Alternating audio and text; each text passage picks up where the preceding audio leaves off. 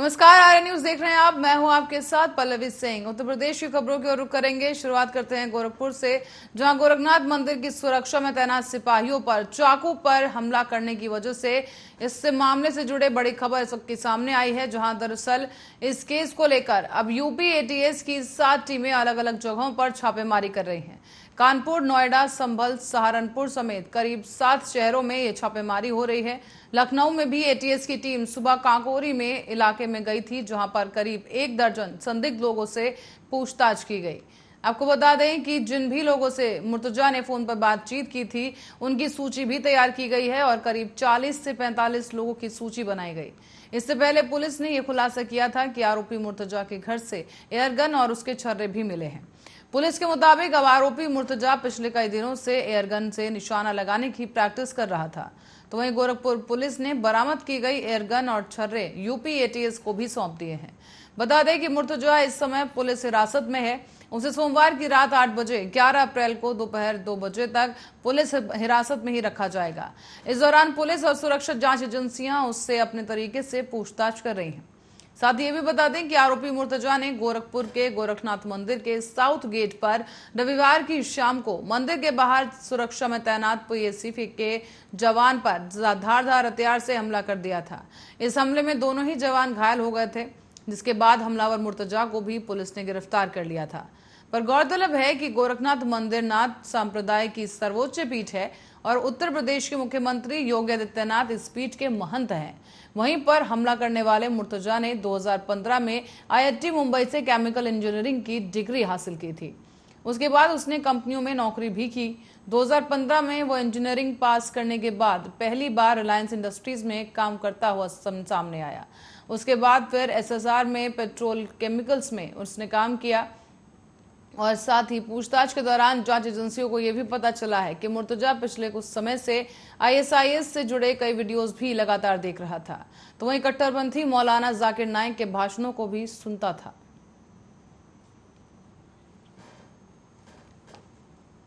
और प्रयागराज स्थित Naini central jail में महिलाओं समेत 516 कैदी नवरात्रि के शुभ मुहूर्त में 9 दिनों का उपवास रख रहे हैं।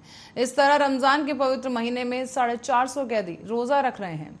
जेल अधिकारियों ने दावा किया है कि चैत्र नवरात्रि के पहले ही दिन कुल 1532 कैदियों ने उपवास रखा और इतनी ही संख्या में कैदियों ने भी नवरात्रि के 8वें दिन उपवास रखने की उम्मीद की है। दिलचस्प बात यह है कि 1532 कैदियों में से 516 धार्मिक रूप से नवरात्र के अनुष्ठानों का पालन कर रहे हैं और 9 दिनों तक अपना उपवास जारी रखेंगे। बता दें कि ये मामला सामने आया है, जहां पर नैनी सेंट्रल जेल के वरिष्ठ जेल अधीक्षक पीएन पांडे ने बताया कि नवरात्रि के पहले ही दिन कम से कम 1532 कैदियों ने उपवास रखा और त्योहार के 8वें दिन को भी इतने ही लोगों के उपवास रखने की उम्मीद है। कुल मिलाकर 1532 कैदियों में से 516 ने 9 दिनों के उपवास रखे हैं। और आपको बता दें कि पांडे ने आगे ये भी बताया है कि नवरात्रि व्रत रखने वाले प्रत्येक कैदी को 500 ग्राम आलू, 3 केले और 250 ग्राम दूध और 100 ग्राम चीनी दी जा रही है। तो वहीं इस तरह से रमजान के पवित्र महीने में इस दौरान रोजा रखने वाले कैदियों की अतिरिक्त आहार के साथ शाम को उन्हें भोजन दिया जाता है, जिसमें 200 ग्राम दूध, 3 केले, 30 नींबू खजूर, 30 ग्राम खजूर और नींबू पाव रोटी, बिस्किट जैसे तमाम चीजें शामिल है। तो वहीं वरिष्ठ जेल अधीक्षक ने दावा यह भी किया है कि जेल अधिकारियों ने विशेष व्यवस्था की है। सभी आवश्यक खाद्य पदार्थ जैसे दूध, फल जैसे सामान को उपवास करने वाले कैदियों को उपलब्ध कराया जा रहा है। जानकारी के मुताबिक नवरात्रि व्रत रखने वाले कैदी अपने बैरक के साथ साथ जेल परिसर में भोजन, कीर्तन और अन्य अनुष्ठानों को भी करते हैं। साथ ही वरिष्ठ जेल अधीक्षक ने यह भी जानकारी दी कि कैदी सुबह जल्दी उठते हैं, स्नान करते हैं और पूजा पाठ करते हैं।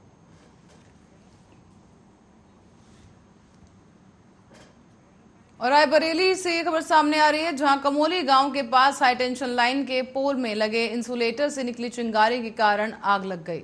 आग लगने की वजह से 4 लोगों की करीबन 6 बीघा गेहूं की फसल जलकर राख हो गई है।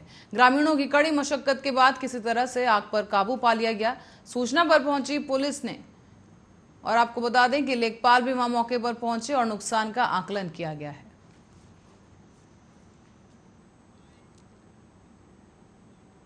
मुख्यमंत्री योगी आदित्यनाथ द्वारा सख्त कार्रवाई करते हुए जिलाधिकारी सुनील वर्मा को सस्पेंड कर दिया गया था। तो वहीं आज बीजेपी के जिला कार्यालय पर स्थापना दिवस के मौके पर जिलाध्यक्ष भारतीय जनता पार्टी ने सस्पेंड किए गए आईएएस सुनील वर्मा पर गंभीर आरोप लगाते हुए कहा कि जिलाधिकारी के पद पर रहते हुए सपा मानसिकता के चलते भारतीय जनता पार्टी को 1 सीट मिली, जबकि समाजवादी पार्टी को 2 सीट मिली, यानी कि बीजेपी की सीट को हरवाने में कहीं ना कहीं जिलाधिकारी का पूरा हाथ रहा है। देखो, भारतीय जनता पार्टी की वास्तव में योगी सरकार की स्पष्ट नीति है कि हम न खाएंगे न खाने देंगे। उसी क्रम में जिलाधिकारी पे तमाम जिलाधिकारी औरैया पे तमाम शिकायतों की थी। उसकी एक हमारे यहाँ कमिश्नर आईजी दोनों लोग टीम बना के आए और यहाँ हमारे जनप्रतिनिधियों से हम सबसे सीधी वार्ता करके और उन्होंने यहाँ जिलाधिकारी और जो लोग भी भ्रष्टाचार में लिप्त हैं उन सबकी लिखित तौर पे सारी विवेचना की और उस विवेचना को सीएम साहब के यहाँ प्रेषित किया और उस प्रेशर से 24 घंटे में सीएम साहब ने जिलाधिकारी को निलंबित कर दिया और विजिलेंस की जांच के द्वारा जो भी कानून के दायरे में भ्रष्टाचार के अंतर्गत आएगा उसको योगी सरकार में, यशस्वी मोदी जी की सरकार में बख्शा नहीं जाएगा। वो और इसी बीच रुकेंगे एक बड़ी खबर के लिए। बांदा से इस वक्त की बड़ी खबर आपको बता दें, जहां 13 साल के बालक का शव मिला है। बांदा से इस वक्त की बड़ी खबर, जहां 13 साल के बच्चे का शव मिला है, जिसके बाद से इलाके में हड़कंप मच गया। तो वहीं सूचना मिलने पर मौके पर पहुंची पुलिस, जिसके बाद शव को पोस्टमार्टम के लिए भेजा गया। मठौद थाना अंतर्गत कस्बे का पूरा मामला बताया जा रहा है, जहां पर संदिग्ध अवस्था में इस छात्र का शव मिला है, जिसकी उम्र 13 साल बताई जा रही है। फिलहाल पुलिस ने शव को पोस्टमार्टम के लिए भेज दिया है और आगे की कार्रवाई की जा रही है। बड़ी खबर इस वक्त की बांदा से, जहां आपको बता दें कि पुलिस ने एक अज्ञात बच्चे का शव बरामद किया है। स्थानीय लोगों की सूचना पर इस शव को पोस्टमार्टम के लिए भिजवा दिया गया है।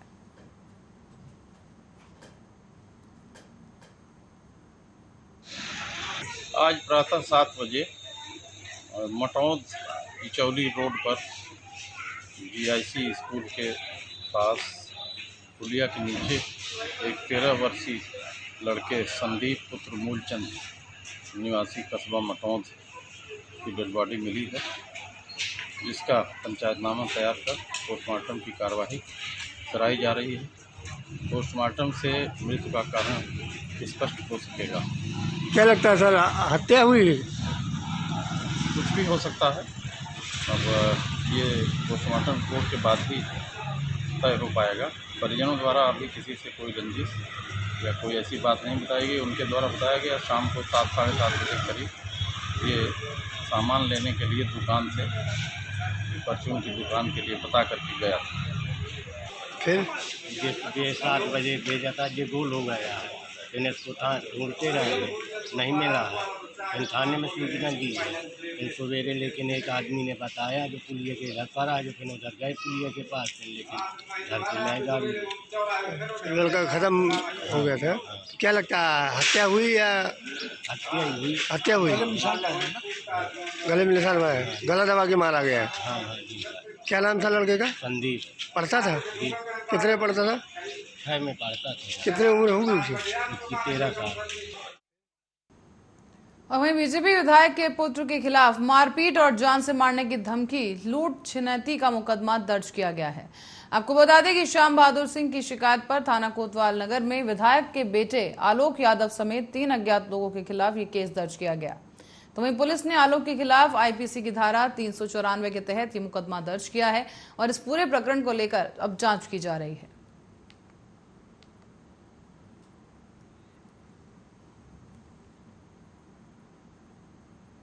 और इसी बीच एक और बड़ी खबर एटा से सामने आ रही है, जो आपको बता दें कि एटा में तेज रफ्तार का कहर एक बार फिर से देखने को मिला है। एटा में तेज रफ्तार के कारण एक और दुर्घटना सामने आ रही है, जहां ट्रक ने सड़क किनारे पैदल जा रहे 6 लोगों को रौंद दिया है। बड़ी खबर इस वक्त की आपको बता दें, तेज रफ्तार के कहर के चलते 6 लोग यहां पर घायल हो गए हैं। आपको बता दें कि 6 लोगों को ट्रक ने रौंद दिया है। घटना में 1 की मौत और 5 लोग घायल बताए जा रहे हैं। सूचना मिलते ही मौके पर पहुंची पुलिस ने मृतक के शव को कब्जे में लेकर पोस्टमार्टम के लिए भेजा, जबकि घायलों को मेडिकल कॉलेज में भर्ती कराया गया है। बड़ी खबर इस वक्त की आपको बता दें, यहां पर सभी घायलों का इलाज चल रहा है। हालांकि सुबह टहलाने के लिए जा रहे थे ये लोग, जहां सड़क किनारे सड़क की तरफ से जा रहे एक ट्रक ने इन 6 लोगों को पीछे से आकर रौंद दिया है। सकीट क्षेत्र के अंतर्गत गांव कोची डेरा की यह घटना बताई जा रही है, जहां पर सड़क पर चलने वाले 6 लोगों को बेरहमी से रौंद दिया गया। एक ट्रैक्टर तेज रफ्तार से वहां जा रहा था जब 6 लोगों को रौंद दिया गया। इस पूरी दुर्घटना में एक युवक की मौत हो गई है, जबकि 5 लोग गंभीर रूप से घायल बताए जा रहे हैं।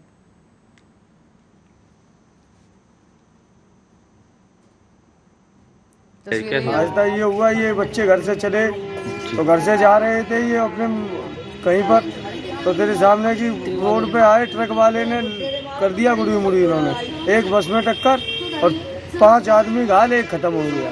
मौके पे खत्म हो गया? मौके पे खत्म हो गया, वहीं का वहीं। कब की घटना है ये? अभी सुबह की है। आज सुबह की? सुबह पहुंची भी हुआ है। और रुक करते हैं अगली खबर की ओर। शाहजहांपुर से खबर सामने आ रही है, जहां पर तिलहर आपूर्ति कार्यालय के बाहर कचरे में महापुरुषों की फोटोज मिली हैं, जिसके चलते बीजेपी कार्यकर्ताओं में भारी आक्रोश देखने को मिल रहा है। वहीं आपको बता दें कि फोटो के साथ बियर की कैंस भी मिली है। और वहीं पर बीजेपी महिला मोर्चा और हिंदू परिषद के कार्यकर्ता जब बीजेपी के 42वें स्थापना दिवस को मना रहे थे, तभी आपूर्ति कार्यालय के बाहर कचरे में फोटोज दिखे। इसका विरोध किया गया और निरीक्षक आलोक कुमार का घेराव कर उन्हें सस्पेंड कराए जाने की भी मांग उठाई गई है, जिसमें मैं एसडीएम साहब की तलाश कर रही थी। तलाश करते करते कुछ महिलाएं मुझे मिली और उन्होंने कहा मेरा राशन कार्ड काट दिया गया है। बना नहीं, मैं आपूर्ति कार्यालय आदम की। और वहाँ जो है मैं आते ही देख रही थी कुछ लफड़ा चल रहा था। मैंने देखा, मैंने कि क्या है, वहाँ कुछ लोग कह रहे थे मेरा राशन कार्ड काट दिया गया। तो मैं वो देखने के चक्कर में उधर चली गई तो देखा कबाड़े में जो है महापुरुषों की मूर्तियाँ पड़ी हुई थी और वहाँ बियर की बोतलें पड़ी हुई थी। बताइए कितनी गलत बात है कि महापुरुषों का अपमान इस समय अगर भाजपा में भी हो रहा है तो हम लोगों का जो है बहुत साहित्य स्तर में।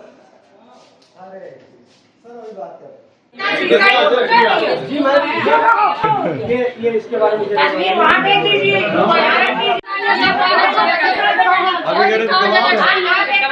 आप समझिए।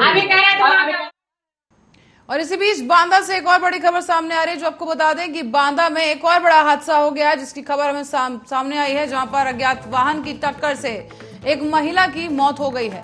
घायल महिला को परिजन ट्रॉमा अस्पताल लेकर पहुंचे, जहां पर डॉक्टर्स ने महिला को मृत घोषित कर दिया है। ये पूरा मामला चिल्ला थाना अंतर्गत पलरा गांव का बताया जा रहा है, जहां पर एक महिला दुर्घटना का शिकार हो गई, जिसको लेकर परिजन अस्पताल पहुंचे, लेकिन इलाज करने से पहले ही डॉक्टर्स ने महिला को मृत घोषित कर दिया है। आपको बता दें कि सड़क दुर्घटना में महिला की मौत हो गई। बांदा से ये बड़ा हादसा सामने आया है।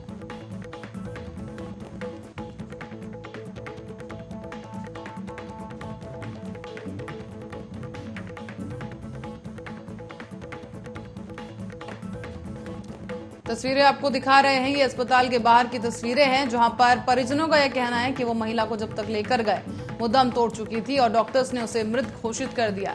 तो वहीं अब परिजनों में आक्रोश है और लगातार ये मांग की जा रही है कि आरोपी को जल्द से जल्द गिरफ्तार किया जाए। बांदा से ये घटना सामने आई है, जहां पर अज्ञात वाहन की टक्कर के कारण इस महिला की मौत हो गई है। सड़क किनारे चल रही इस महिला की टक्कर लगने से मौत हुई है। हालांकि घायल महिला को परिजन अस्पताल लेकर पहुंचे, लेकिन बहुत देर हो चुकी थी। डॉक्टर्स ने महिला को मृत घोषित कर दिया, जिसके बाद से ही परिजनों में कोहराम है और अस्पताल के बाहर ही ये परिजन इकट्ठा हुए हैं और वहीं बैठकर ये मांग कर रहे हैं कि अज्ञात वाहन जो भी कोई था जिसकी वजह से ये दुर्घटना घटी है, जल्द से जल्द उस आरोपी को गिरफ्तार किया जाए, इन्हें न्याय मिले। न्याय की गुहार लगा रहे हैं ये और अस्पताल के बाहर ही मौजूद हैं इस वक्त। महिला के परिजन आपको दिखा रहे हैं कैसे ये बेचे हुए हैं, सदमे में हैं इस वक्त।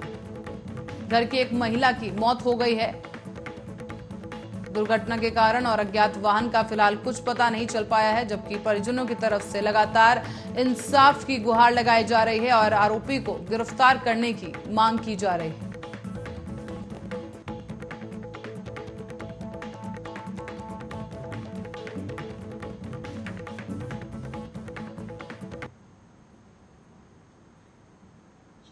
खेत वो जा रही थी चना की लाख समेटने जी। और तो अचानक किसी अज्ञात वाहन ने टक्कर मार दी इनको। ये पलरा सोसाइटी के पास, अल्लाह शुरा की हाँ कल्ला मंडी के पास। इनके पति का नाम शिवकुरन, स्वर्गीय शिवकुरन वर्मा। और मंगलवार की शाम दुकानदार और शराबियों में मारपीट के मामले में पुलिस ने कार्रवाई की। लेकिन आपको बता दें कि सोनभद्र में अंग्रेजी शराब दुकान के सामने ये मारपीट की घटना हुई है, जिसका वीडियो सोशल मीडिया पर तेजी के साथ वायरल हो रहा है। इसमें अब पुलिस ने कार्रवाई करते हुए 3 आरोपियों को गिरफ्तार कर कोर्ट में पेश किया है, जहां तीनों का चालान कर दिया गया है।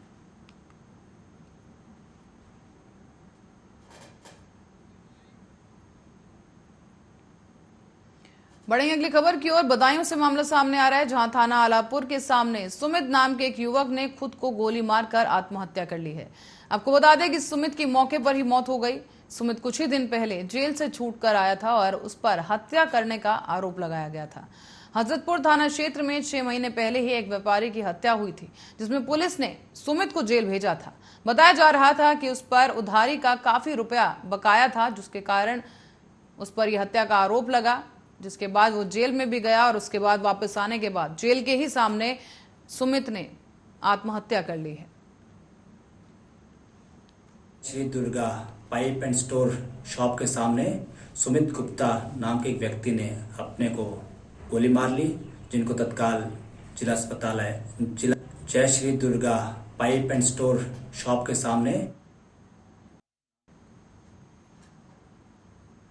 और इसी बीच प्रतापगढ़ से एक बड़ी खबर आपसे बता दें आपको कि प्रतापगढ़ से इस वक्त की बड़ी खबर आ रही है सामने, जहां विकास भवन में आग लग गई है। शॉर्ट सर्किट के कारण ये आग लगी है और विकास भवन में 3 मंजिला इमारत है, जहां पर ये आग लगी है। प्रतापगढ़ से इस वक्त की बड़ी और अहम खबर। कई विभागों में इस वक्त हड़कंप मच गया है। तो वहीं सूचना पर पहुंची फायर ब्रिगेड की गाड़ियों ने आग बुझाने की कोशिश शुरू कर दी है। दरअसल कर्मचारियों की सूझबूझ से एक बड़ा हादसा होने से टल गया है, जहां उन्होंने बिजली सप्लाई बंद कर दी है, जिसकी वजह से आग नियंत्रण में रही। लेकिन आपको बता दें कि शॉर्ट सर्किट की वजह से आग लगी है। आग लगने के पीछे शॉर्ट सर्किट कारण बताया जा रहा है और जो तमाम अधिकारी वहां मौजूद थे उन्होंने सूझबूझ दिखाई और जब आग बढ़ी तो उसको देखते हुए बिजली की लाइन बंद कर दी गई, जिससे आग पर काबू रहा।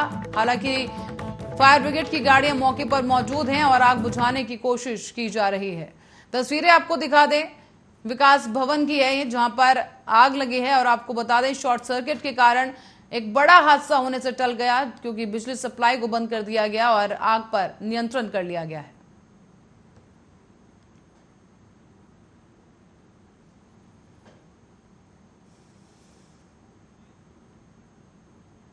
वहीं मंगलवार शाम को दुकानदार और शराबियों में मारपीट के मामले में पुलिस ने कार्रवाई की। और अब आपको बता दें कि सोनभद्र में अंग्रेजी शराब दुकान के सामने मारपीट की यह घटना हुई थी, जिसका वीडियो सोशल मीडिया पर तेजी से वायरल हो रहा था।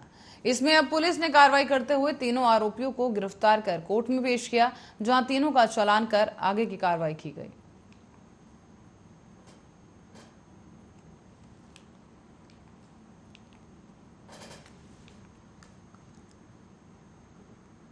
और हिंदू धर्म में आदिशक्ति मां दुर्गा के भक्तों के लिए खास होते हैं नवरात्रि पर्व, जहां नवरात्रि के पावन दिनों में मां दुर्गा के 9 अलग अलग स्वरूपों की पूजा की जाती है। आज चैत्र नवरात्रि का 5वां दिन है, जब मां के पंचम स्वरूप माता सकंद माता की पूजा अर्चना की जा रही है। पर देवी दुर्गा के सकंद स्वरूप धारण करने के पीछे क्या मान्यताएं हैं और ऐसा क्या होता है कि सकंद माता को किस तरह का रूप उन्हें लेना पड़ा, और चलिए समझते हैं इस रिपोर्ट के जरिए सकंद माता की कहानी।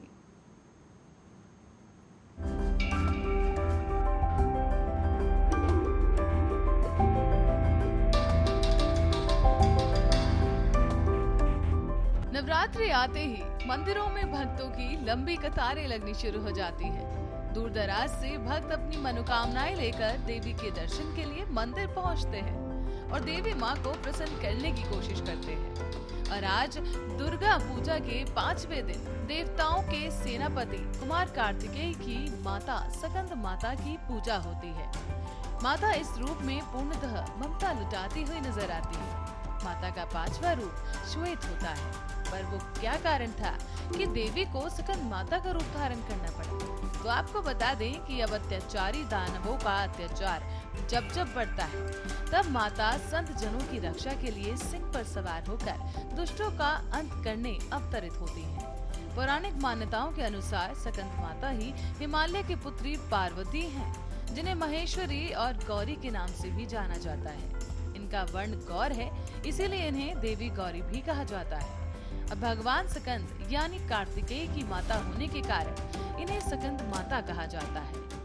साथ ही आपको ये भी बता दें कि स्कंद माता प्रसिद्ध देवासुर संग्राम में देवताओं की सेनापति भी थी। इसी वजह से पुराणों में स्कंद माता को कुमार और शक्ति नाम से महिमा का वर्णन है। यूं तो देवी का हर रूप निर्मल और करुणामय होता है, पर देवी स्कंद माता का रूप श्वेत होता है, श्वेत और सुंदर। देवी की 4 भुजाएं हैं।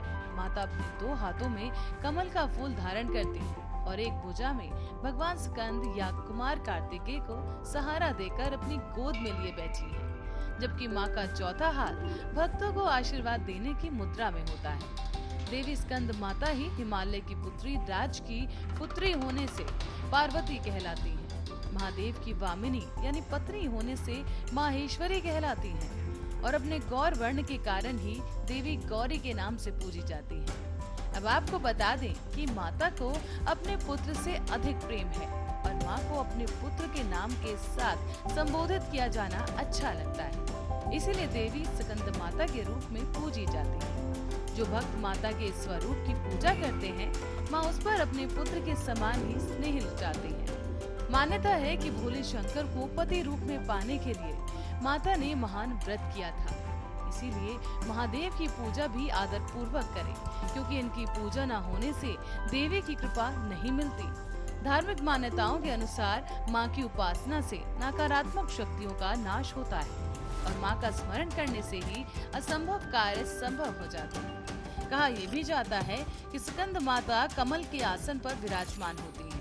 यही कारण है कि माँ को पद्मासना देवी भी कहा जाता है। माँ स्कंद माता को पार्वती और उमा नाम से भी जाना जाता है। माँ की उपासना से संतान की प्राप्ति होने की मान्यता है। साथ ही आपको ये भी बता दें कि माँ का वाहन सिंह होता है और माँ स्कंद माता सूर्य मंडल की अधिष्ठात्री देवी भी है। अब आप सोच रहे होंगे कि स्कंद माता को कौन सा भोग लगाएं कि देवी की कृपा आप पर और आपके परिवार पर बनी रहे। तो आपको बताते चलें कि मान्यता है कि माँ स्कंद माता की उपासना से परम शांति और सुख का अनुभव होता है और माँ स्कंद माता को श्वेत रंग बहुत प्रिय है, इसीलिए माँ की उपासना में श्वेत रंग के वस्त्रों का प्रयोग करना चाहिए, या फिर आप चाहें तो माँ की पूजा के समय पीले रंग के वस्त्र भी धारण कर सकते हैं। माँ को भोग लगाने से पहले ये भी ध्यान रखें कि माँ को केले का भोग अति प्रिय होता है। माँ को खीर का प्रसाद भी अर्पित करना शुभ माना गया है। मान्यता है कि ऐसा करने से संतान सुख की प्राप्ति होती है और माँ को विंध्यवाहिनी दुर्गा देवी भी कहा जाता है। तो देर किस बात की, देवी का ध्यान लगाएं और इस नवरात्रि स्कंद माता को प्रसन्न करें। Special report Arya news. और इसी के साथ ही फिलहाल के लिए खबरों में इतना ही। आप बने रहे हमारे साथ, देखते